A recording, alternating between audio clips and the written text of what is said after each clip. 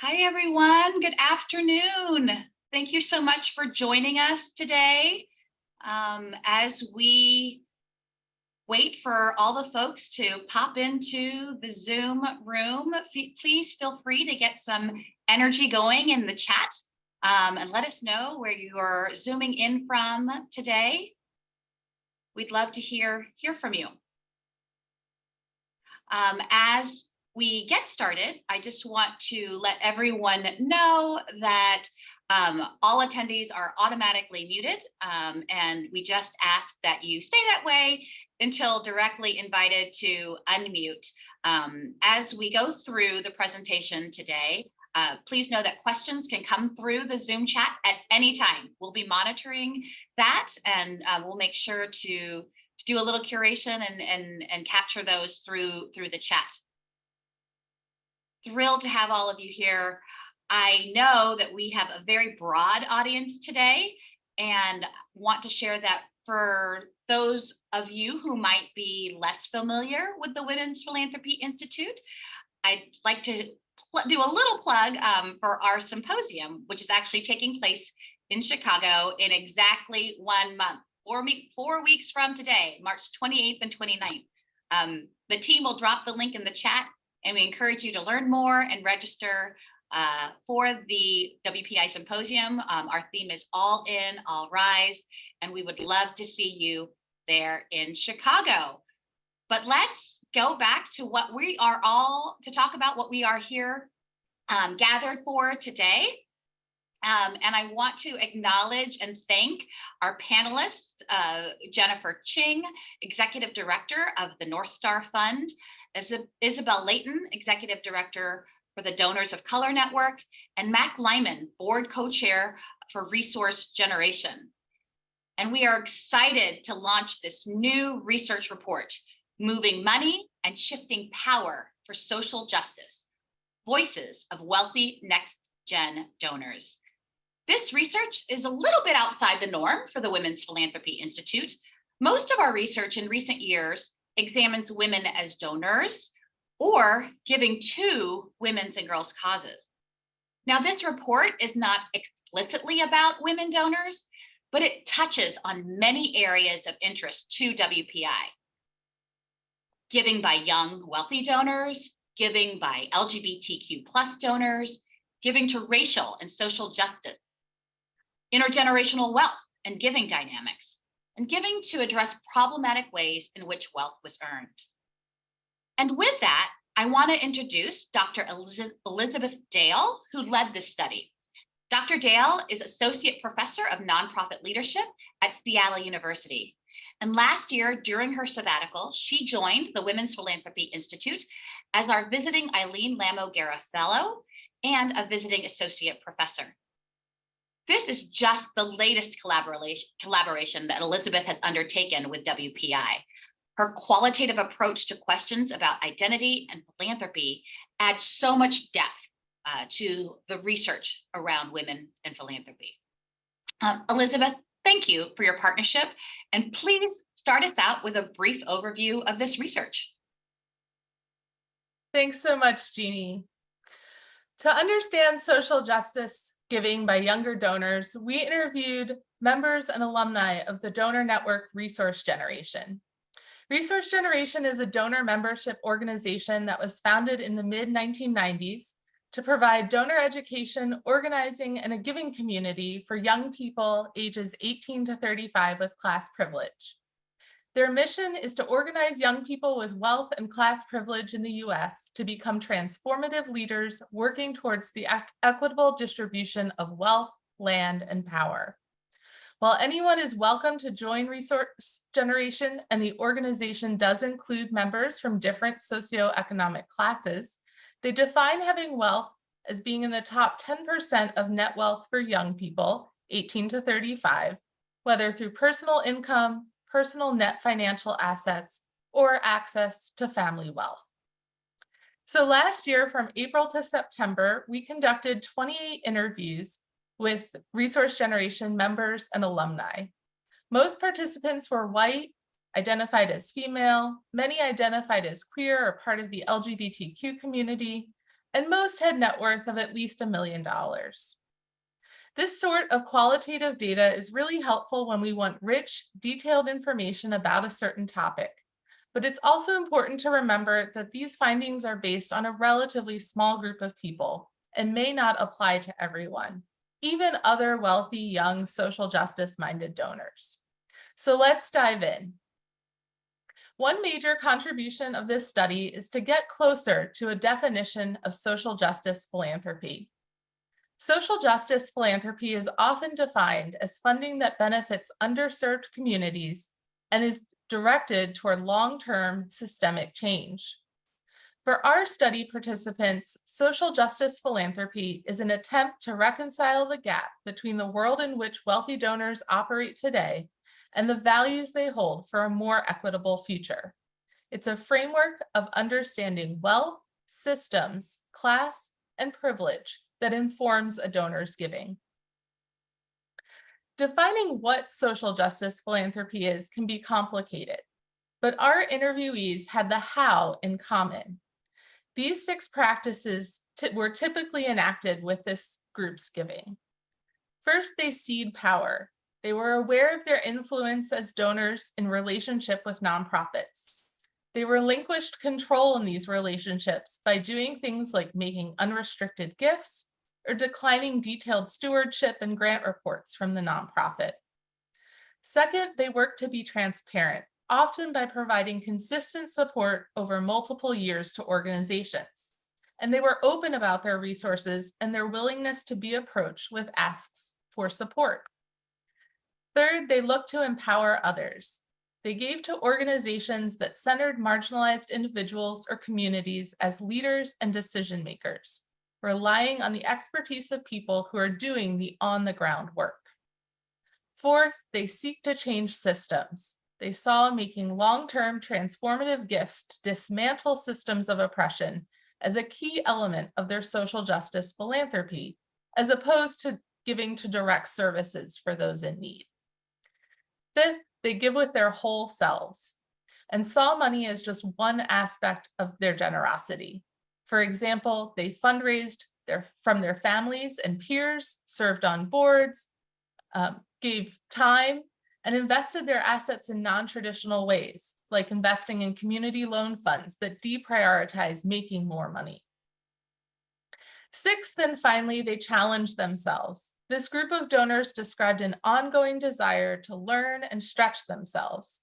This meant anything from learning about the issues they funded to challenging themselves to give bigger, bolder amounts, and sometimes even more quickly. Next, no 2 study participants gave in the same ways or to the same people and organizations. However, what this group did have in common was a willingness to give beyond the traditional 501c3 charitable organizations when it made more sense to do so. This could be giving through a different vehicle or giving directly through an individual. Our participants use different types of funding vehicles, giving opportunities in organizations like the ones on your screen, like political giving, mutual aid, and giving to individuals directly. The donors we interviewed are wealthy and have class privilege, but they still encountered obstacles putting their giving into action. One type of obstacle is really the complexities around wealth, such as donors' access to assets or their understanding of their wealth as their own versus that of another family member. The donors we interviewed often had to work to gain control over their money and find financial professionals that supported their goal to give away their wealth. A second obstacle involved the discomfort that interviewees had with talking about money and navigating family relationships. Many resource generation members wanted to give away a significant portion of their wealth and do so quickly, and that goal could cause friction within families. Once participants learned of their wealth and gained access to it, they often learned that actually giving it away took significant time and effort to do so well. This is one major benefit of a network like resource generation, where the group can provide role models and peers who can suggest organizations to support and challenge one another to give more. Finally, as one participant put it, I think being a philanthropist is a beautiful thing, but it's so problematic. The donors we spoke with believed that they were giving away wealth within a flawed capitalist system and using an imperfect system of philanthropy to do so. This is another place that we really saw the Resource Generation Network provide support in helping one another persist in their social justice goals and work through these barriers. Next, what we call intersectional identities, complex and overlapping identities like a person's gender, race, class, ethnicity, sexual orientation, and religious beliefs, often drive giving to social justice causes for many donors that we interviewed for the study. Nearly all the participants held both privileged identities, such as being white, holding wealth, identifying as cisgender, as well as non-privileged or oppressed identities, being a person of color, identifying as queer or gender nonconforming, or being a woman. Our interviewees described feeling that these dual identities of privileged and oppressed motivated them to use their privilege to undo the systems of inequality from which they had unfairly benefited and to minimize marginalizing experiences for others. In other words, giving with a social justice mindset. Finally, this research also highlights some core tensions inherent in social justice philanthropy. For example, participants fought against the inequality that creates excess wealth while simultaneously benefiting from class privilege. They wanted to cede power in the nonprofit funder relationship, but they also desired connection to nonprofits and wanted to be hands-on. They were willing to engage in rapid response giving and mutual aid while also wanting to focus on systemic causes and not the symptoms. And they believe that social and economic systems are broken, but their giving takes place through those same systems in order to have an impact. I'm looking forward to this panel conversation and to the Q&A. I'll close by saying that this is a starting point for understanding how a specific group of donors is thinking about social justice giving. And in the future, we look forward to expanding this work to understand how these practices develop over time as these donors age, as well as how donors who do not have access to as much wealth or to a network like Resource Generation also can give to social justice. Jeannie, back to you.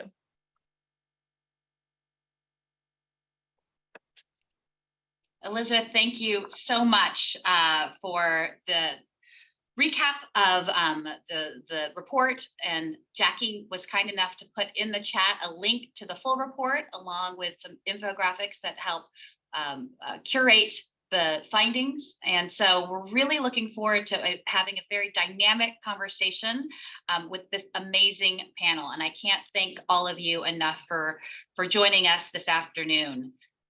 So what I want to do is invite all of you to introduce yourself and share what finding or part of this research either surprised you or stood out to you the most, and why. And Jennifer, I'll start with you. Thanks, Jeannie, and thank you, Elizabeth. Really appreciated your report and the clarity of the things that you brought out. Hi, everyone. It's so good to see you. I really appreciate folks joining from all over.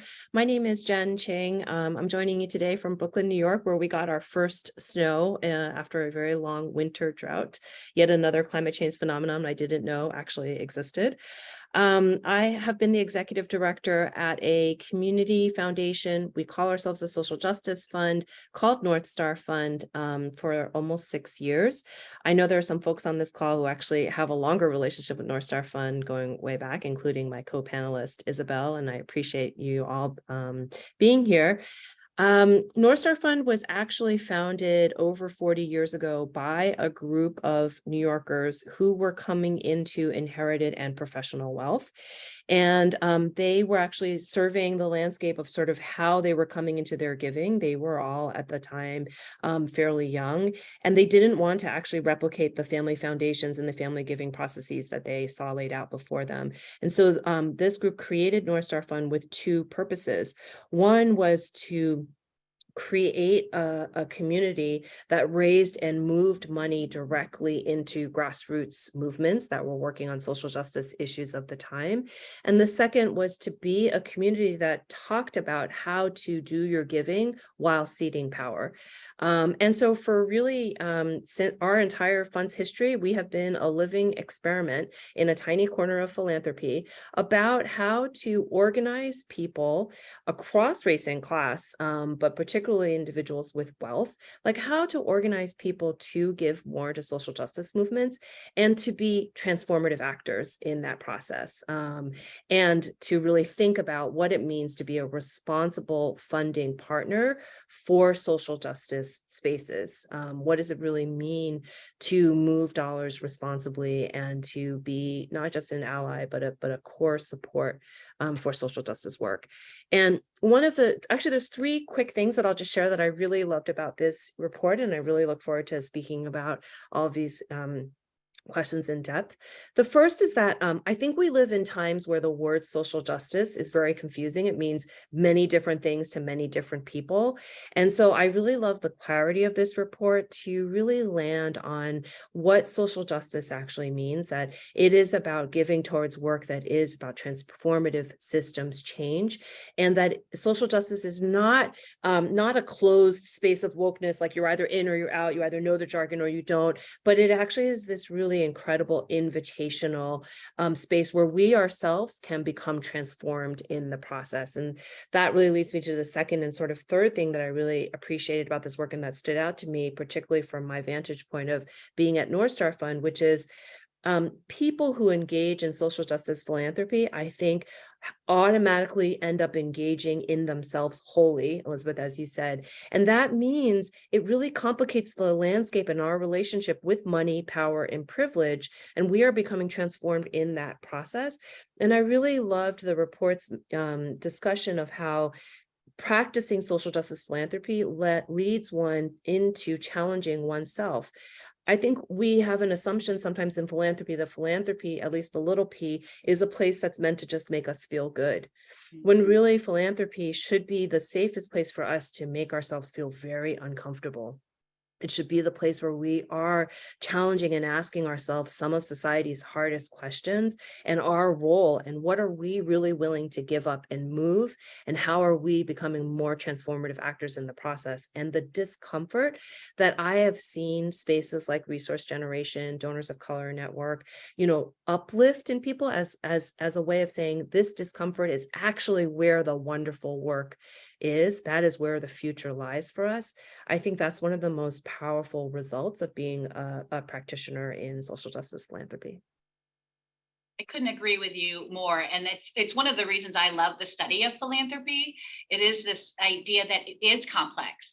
And there are many areas of gray, and that there is that sitting in that discomfort is what makes philanthropy a very rich an interesting idea, right? And an active idea. So Jen, thank you so much for that.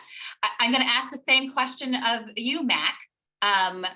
Please share a little bit more with our audience about yourself, and then what finding or part of this research surprised you or stood out to you the most, and why?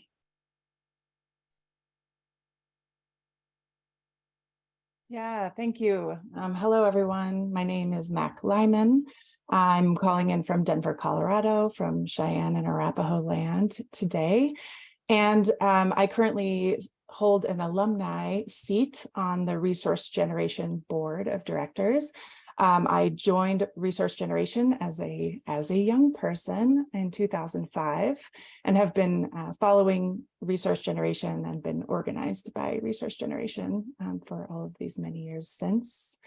I also work with a local social justice fund here in Colorado, the Chinook Fund, and several others, doing donor organizing and training. And I train and organize around bicycle mechanics as well. Fun fact. So glad to be joining you all today. I also loved your comment, Jen, about this kind of philanthropy being a place to feel uncomfortable, and lean into that. And also, Elizabeth, you closing with listing some of the tensions that are, I think, inherent to this work. I found those to feel very familiar to my experience doing this work as a person raised with class privilege, and also, and I think also replicated in a way in this doing this study, kind of like the tension of asking wealthy donors to define what is social justice philanthropy, which is at its heart, right, a set of practices that are meant to recenter and prioritize the vision of poor and working class people for what is the just future we are moving towards. So I'm really mostly, I think the thing I'm most excited about with this study is kind of how are people going to use it? Everyone on this call, what are you all going to do with this? Biggest takeaway is, I think, a confirmation that people with class privilege and donors with class privilege can be organized. I believe that we can be, and I believe that we should be. I think we have a role to play in movements for social justice. And if given the opportunity to build community, be organized, receive political education, have some guidance, we can play an important role. So glad to be on the call with you all. Thank you so much, Mac. And I too am really interested in that idea of how are people going to use the research. Here at WPI, we often say, research is just the beginning. It's how you use it that matters. And so thrilled to have so many people join us, including Isabel. Isabel Layton, thank you so much for coming on to this panel. Would love for you to share a little bit about yourself with our audience and what finding or part of this research surprised you or stood out to you. Thank you so much, Jeannie and Elizabeth, for organizing and for this great research. So I'm Isabel Layton, the Executive Director of Donors of Color Network. We have both a C3 and a C4 arm. So we have Donors of Color Network and Donors of Color Action. I am calling in or zooming in from Los Angeles, California, where we also experienced our most recent blizzard. Thank you, climate change. Totally out of character. So I feel like I've joined the Blizzard Club here. So I enter into this work, as Jen mentioned, a lot earlier in my career. I started first as a fundraiser. So how many of you on the call are actually fundraisers? And that is your primary relationship to philanthropy, okay? And then I quickly realized that there was the power imbalance, and not only because of the relationship as a grant seeker and a grant maker, but also as a fundraiser and what you're able to do with your donor. And so one thing that I think is a common thread amongst the three panelists here is that we all are donor organizers, which means that we're committed to transformative change.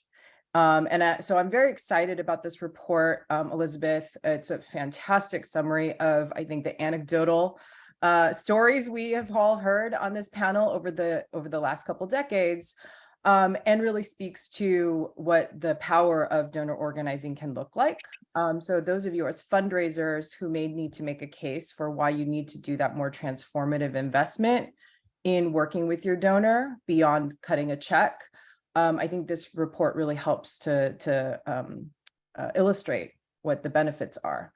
I would just point out, and I'll just say a couple of things. Donors of Color Network is the first cross-racial people of color with wealth organized group of philanthropy. We're a donor network that's focused on racial equity, that's by and for people of color with wealth. We were founded in 2020, so we're just a few years old. So we're new to this space, but our founders have been around for quite some time and have deep knowledge of what it means to be a person of color working in philanthropy, fundraising, and giving money. And so one of the contributions we have made at DOCN to this space is that we've also done a research report called Philanthropy Always Sounds Like Someone Else, and it's a portrait of high net wealth people of color.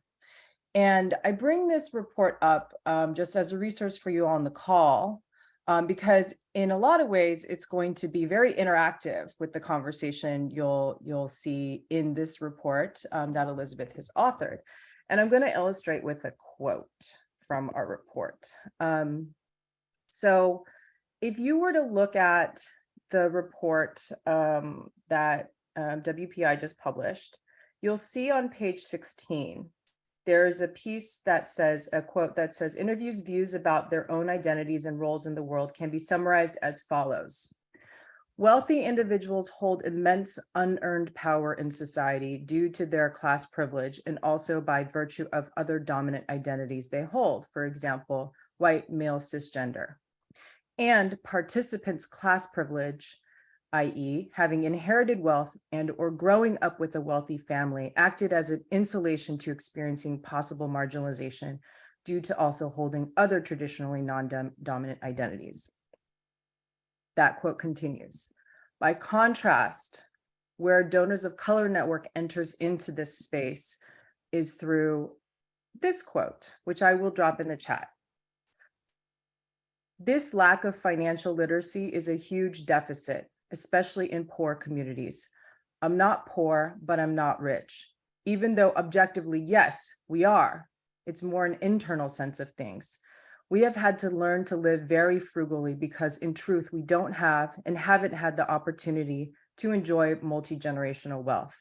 The vestiges of slavery and generational poverty have impacted our ability to see our true giving potential as something substantive, even if we do have money. We haven't learned how to use our wealth, pool our wealth in some ways. So I bring this quote into this space because when you're working with people of color, many of which who have a front seat, who grew up with the front seat to a lot of the injustices we're organizing against, there is a different relationship to how to wield that wealth as power. And that is how Donors of Color Network enters into this conversation.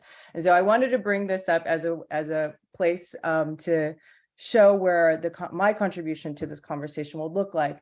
And as you look at donors coming into their wealth across different racial groups, you're going to start to see a variety of dynamics that come through in intergenerational donor organizing. Thank you. Thank you so much, Isabel. Jen, I want to go back to something you pulled out as what something that stood out for you in this report, and that is this working definition of social justice philanthropy for the group of wealthy next gen donors at the center of the study. In that it is an attempt to reconcile the gap between the world in which wealthy donors operate today and the values that they hold for a more equitable future. So share a little bit more about how this resonates with you and manifests in or is different from North Star Fund's work.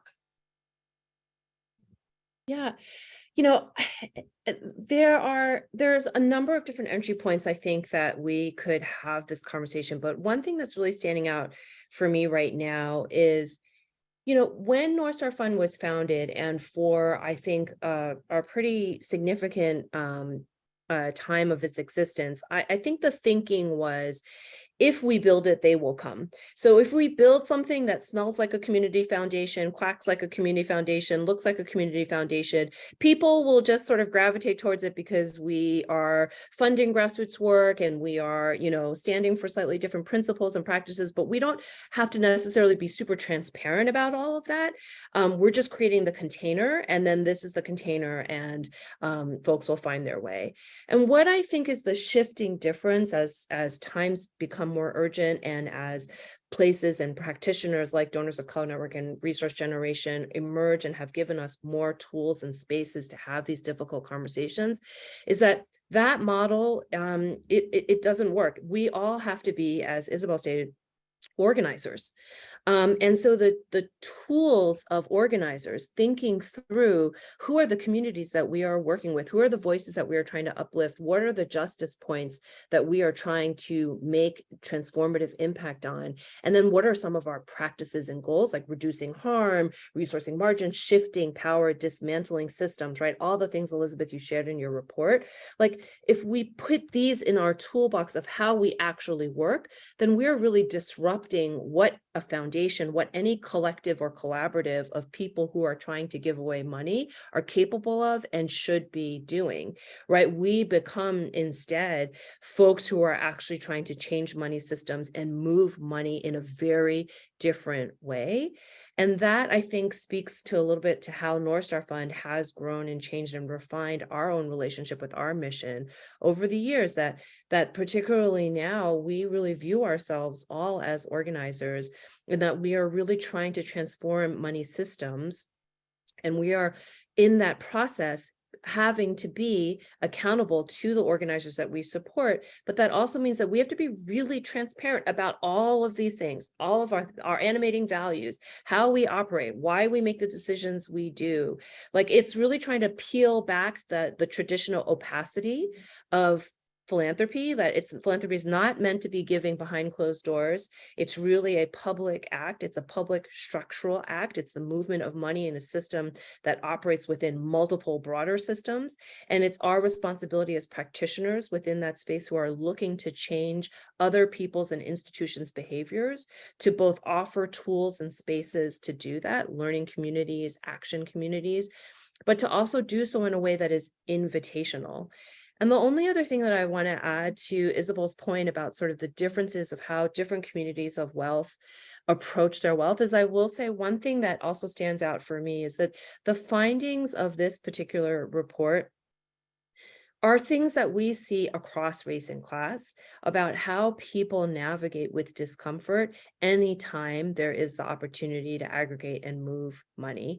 That because we have all been raised in the economic system that we all have an automatic view of scarcity, of competition, of expertise, of judgment. And so it doesn't matter what sort of funding panel I have interacted with in my time at North Star Fund. It could be a group of people who all have significant wealth. It could be professional earners. It could be our grassroots activists who run our grant making committees.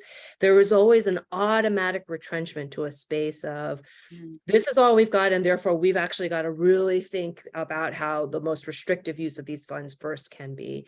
And so we have so much to unpack and unlearn, all of us, about how money operates and how money is this clamp on our head about how we think about power. And so I love this report, but I also think this report is applicable not just to donors with significant wealth. It really is to anyone who is thinking about what can my giving look like. Oh, absolutely. And we talk a lot at WPI about the traditional T's of giving. You know, we're always talking about time and talent and treasure. And with this expanded definition of philanthropy, we now talk about testimony in terms of advocacy and ties, but there's also transparency and trust. And that is really something that has been elevated in the last several years as part of what philanthropy is and means within a more expanded definition. Thank you for that, Jen. Mac, I want to talk to you about the 6 core practices of social justice giving that were identified in the study and that were overwhelmingly embraced by the resource generation participants. Can you share a bit more about resource generation and its members and share some examples of how they are putting these practices into action? Sure. Yeah, Elizabeth gave a brief overview of resource generation in the introduction. But resource generation's mission is to organize young people with wealth and class privilege in the US to become transformative leaders, working towards the equitable distribution of wealth, land, and power. And so we're a multiracial network. We have about a little over 1,000 members who are dues paying currently around the country, aged 18 to 35. And largely congregated within one of our 18 chapters right now around the country.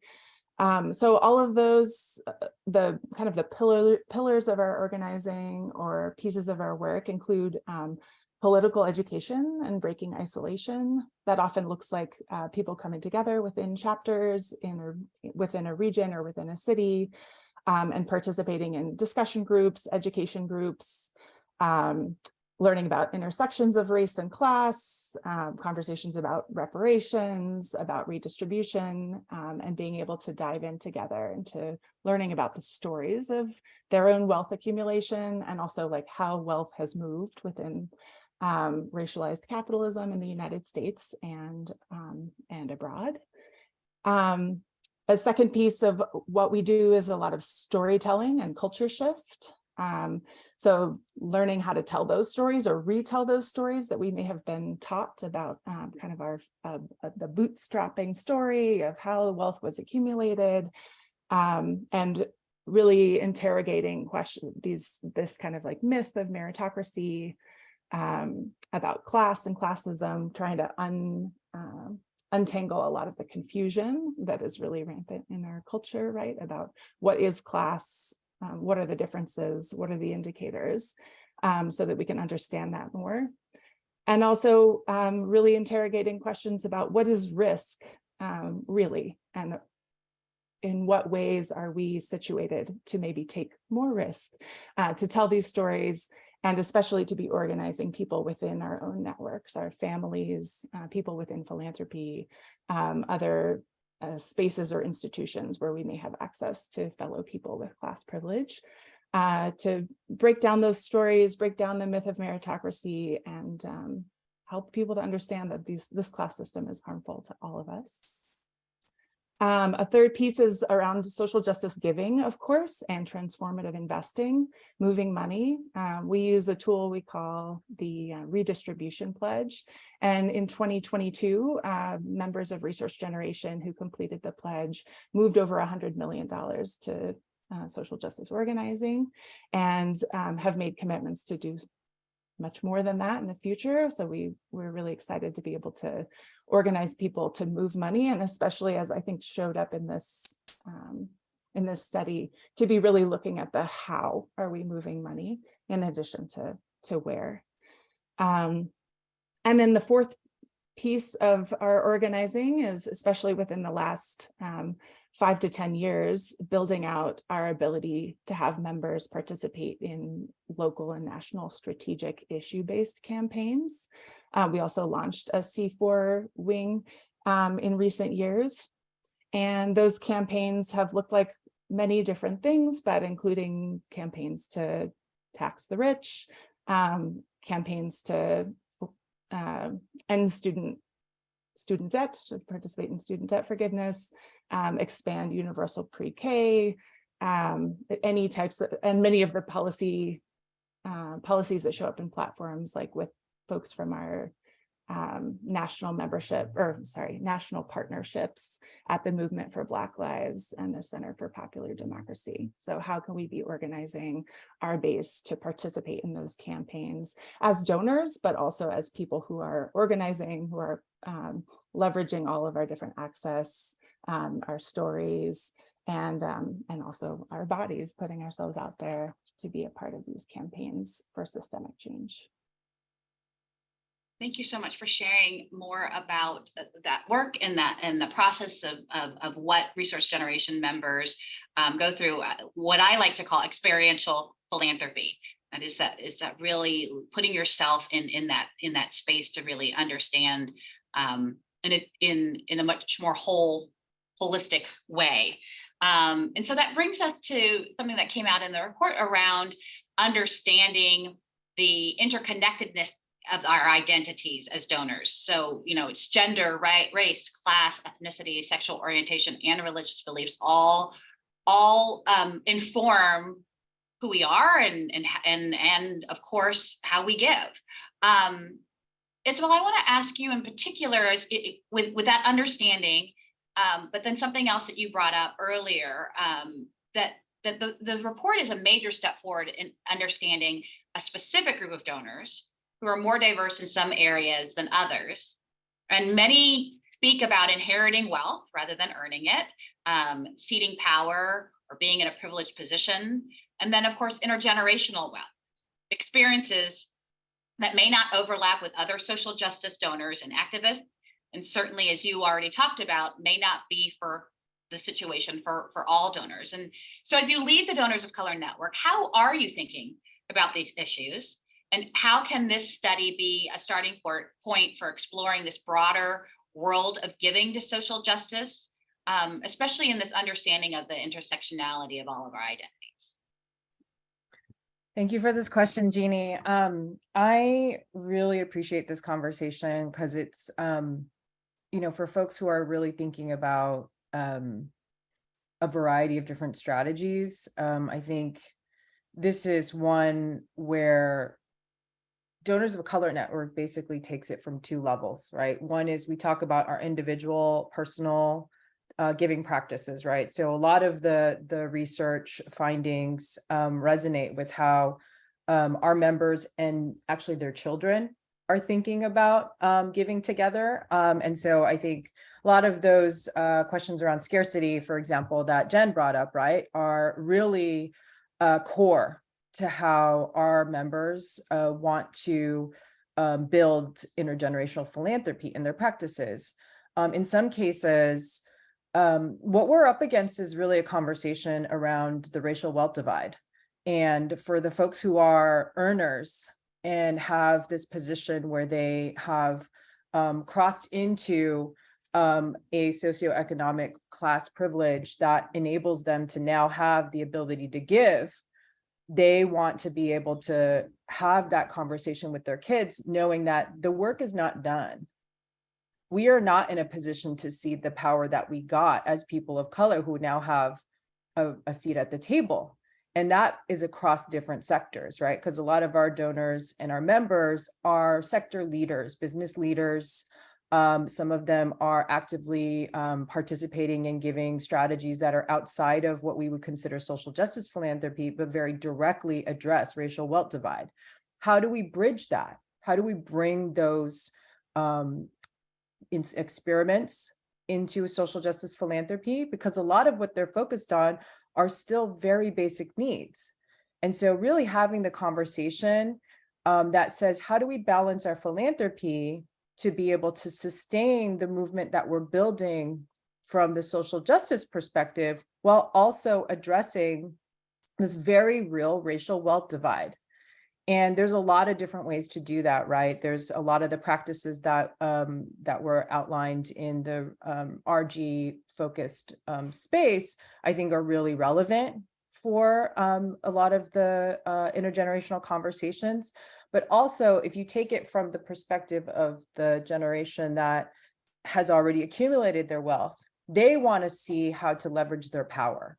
They want to see how they can show up in boardrooms and really stand up and say, like, actually, we have the moral authority to make decisions because we have the lived experiences of a lot of the folks that you're trying to give to. So you need to listen to us and make sure that you are being transparent with your giving. You are expanding your giving.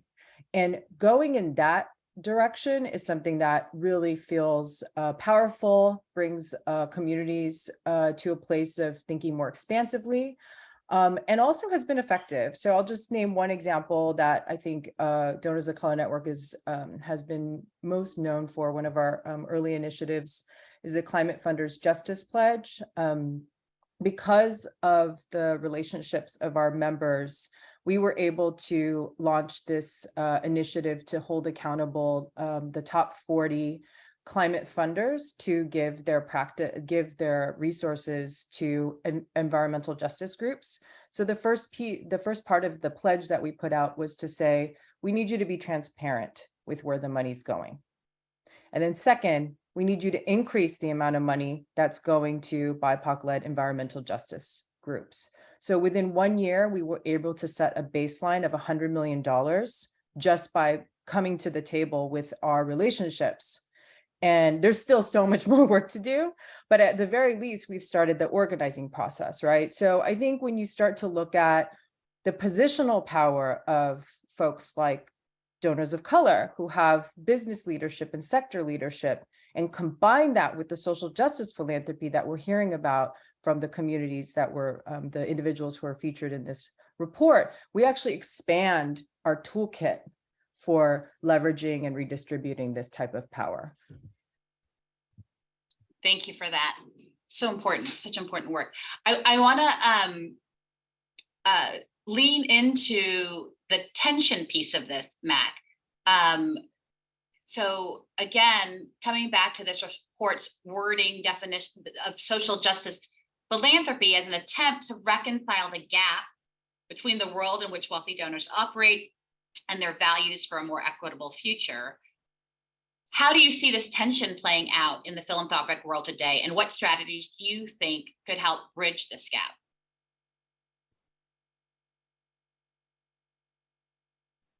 Great. Yes, these are the tensions, right? Another T. Yeah, I think, definitely this highlights that one of the skills that young people with class privilege need, maybe all of us need, are the skills to notice and hold these contradictions and tensions and all of this work, and also of being in what is hopefully a very in-between place between the mess that we were born into and the new world that we are building together that's going to be more just for everyone. So having some of those skills around how to learn how to navigate these spaces, but not spend too much time investing in our identity as donors within philanthropy in the meantime, or how to make sure that the pull, I think, is very strong to get refocused on our individual impact or individual identity within this work, especially as people with class privilege. And so making sure that there's also always a reminder and the next step for how are we leaning into collective action? How are we thinking of ourselves as part of organizations that are moving together, part of coalitions that are moving together? Being able to see our collective impact and hold on to a collective vision. So I think that's one of the pieces of RG's work that feels so critically important to me, is both the work around investing in new economic structures.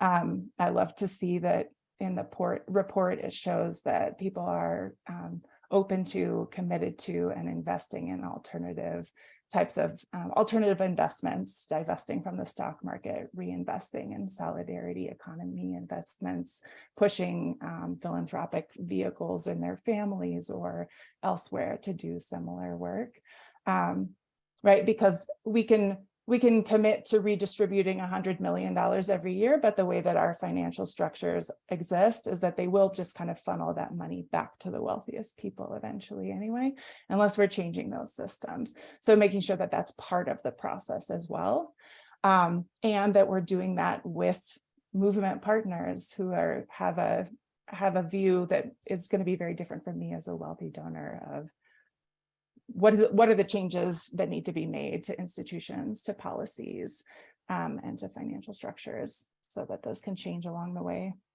But yeah, so collective action, I think, is the path that we need. And there needs to always be a step for that. So getting excited, celebrating the wins around moving money, around keeping things going, about having that really tough conversation with someone in my own family that's influencing how they give money and move money, and keeping an eye on the big picture as well. Yeah, absolutely. I love that collective action. Jen, I'm going to ask you a question kind of related to that, in that, so thinking about who's on our call today, how can organizations overcome the types of obstacles that are described by participants in this report? Those tensions, whether it's discomfort discussing money, or again, that tension of working within this flawed system. Have any advice from your work at North Star Fund to pass along to those of us in the audience? Sure. Look, I don't think I've interacted with any foundation in the past 6 years that isn't currently involved in some internal process, like rethinking their grant making, their values, their DEIB, So one of the things that I would say is, first of all, there are 3 institutions on this call that are resources that we have together developed curriculum, approaches. We have talked to trustees, to staff, to leadership to collectives of giving circles. So between the 3 of us and the networks that we are part of nationally, like there's just I'm sorry for the pun, there is a wealth of resources and of people who can help facilitate facilitate and hold space and conversations for whatever part of a journey that your institution or family or space may be on. But I think a smaller thing that I would just offer and say is really to think hard about some of the practices and the pinpoints that Elizabeth details in the report as shared by the RG membership, because I think these are the tension points that are becoming the blockades against action in giving spaces. And it's just like, it's really great. It's laid out there for you. Like, just ask the question, where are we right now on these measures of social justice philanthropy? And be as practical and pragmatic as possible about where we might be a year from now. I don't think we live in times now where we have another generation to be able to fuddle this all out. You know, there is a sense of urgency that I think we all have to accept, that if we accept some common values and some common thinking about social justice grant making, we have an obligation to implement them. And then even more granular, so I would say from big to smaller to even smaller, I would say, you know, one thing that I often suggest to foundation trustees or donors when they're saying to me, well, I'm trying to understand these dynamics, blah, blah, blah. I always say that, you know what, do what we do. Put on your hat and get out your tin cup and go fundraise. You have a long time, grantee that you have a great relationship with. Go out and fundraise for them. Put yourself in the position where you are asking for money from other family members, from other institutions whom you interact with professionally, and really think about how that feels. Like, it's probably been a long time since you asked for money in a way that was really uncomfortable. Like, and if it feels great, great. But, like, put yourself in some conversations where you are trying to move people to give towards something that you believe in, and think about all of the ways in which that animates discomfort in you, all of the great feelings that it brings, all of the questions that you have to show. And that's the challenge. That's the rub of really participating in this system differently. And I think there are things that one can take almost sort of viscerally away from that and apply back into, this is why we should change our practices, because I went out there and I realized I wanted to be treated a certain way. It's a great example. Thank you, Jen. So I'm aware of the time. Elizabeth, I'm going to give you the parting shot. As the author of this report, what is the most important takeaway that you would love our audience to walk away with today, and why? Thanks. And this has just been a great conversation all around. I think, what you should take away from this conversation is that these donors and organizations that have been at this work, whether for 3 years or 40 years, we are all still on learning journeys, and we don't have to have all of the answers to take action. And I think one of the things that really came out of talking with these 28 donors is that we're in an imperfect situation, and one that simultaneously compels us to act. And one of the things that we really tried to do as researchers was to say, how is this group acting together, and what can other people do that might be in similar veins to support these larger efforts.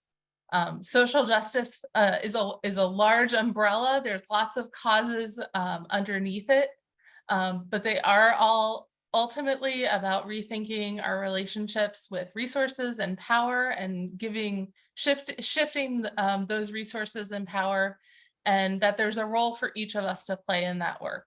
And I think, the voices of our participants can point the way in many cases, or provide inspiration. And at the same time, we don't have to have all the answers figured out in order to do something about it. Beautifully, beautifully said. And I can't thank Jen, Mac, and Isabel enough for leading us through this amazing conversation about the research and what it means to the work that you are all doing in very vital spaces. And I can't thank our audience enough for joining us, for adding us to your own learning journey, to see how you can be more effective and have these important conversations within your own spaces. And I do hope that you visit our website and download the report and all of the resources and tools that you can find there to continue this conversation moving forward within your own organization. So again, thank you to Jen and Mac and Isabel, and of course, Elizabeth, for this amazing report. And we look forward to seeing all of you again soon. And hopefully some of you may be joining us in Chicago exactly 4 weeks from today to continue this learning journey as we think more about these types of issues with regards to justice and equity, along with the broader research around women as donors and women and girls as recipients of philanthropy. So thank you all for spending some time with us this afternoon. Go forth, do good. Thank you all. Bye-bye.